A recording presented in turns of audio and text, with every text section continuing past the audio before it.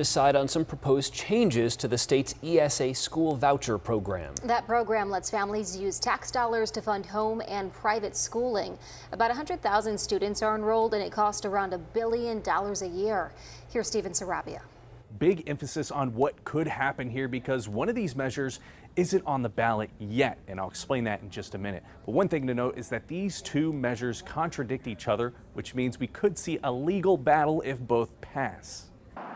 This November, voters, not politicians, could end up drawing the line on how far Arizona's voucher program goes. The Republican-backed measure nicknamed the Military Family Protection Act is already set to be on the ballot. The Goldwater Institute, which supports it, says if approved, it would be written into the state's constitution. The Military Protection Act is very simple. It says you can't confiscate funds from the children of military families. If it passes, once ESA money goes into an account for a military family, the state can't take it back, with a few exceptions. It would also block any future bill or ballot measure from changing those protections, making it permanent. Critics, including the advocacy group Save Our Schools Arizona, say that language could effectively shut down future attempts to reform the voucher system. Well, we see this as fear, right? This is the Republicans and special interests that have pushed vouchers into our state, that have refused to do anything to reform this runaway program. Right now, Save Our Schools is backing a separate measure nicknamed the Protect Education Act. Supporters call it voucher reform. It's not on the ballot yet, as they have until July to turn in enough signatures. Under this plan, any unused money in an ESA count at the end of the year would go back to the state and into public schools. It would also block families making more than $150,000 a year from joining the program. We have seen about 4 years of evidence that is mounted to show that the ESA voucher program is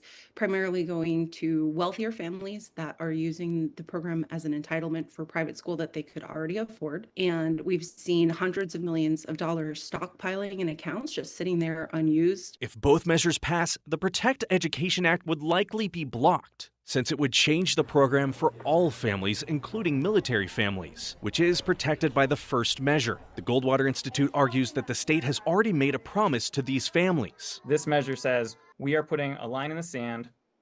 We are permanently going to commit that the state of Arizona is going to make good on the promises that we've already made to these families. These are scholarship funds that have already been awarded. Save Our Schools argues that the first measure is using military families as political pawns to prevent voucher reform.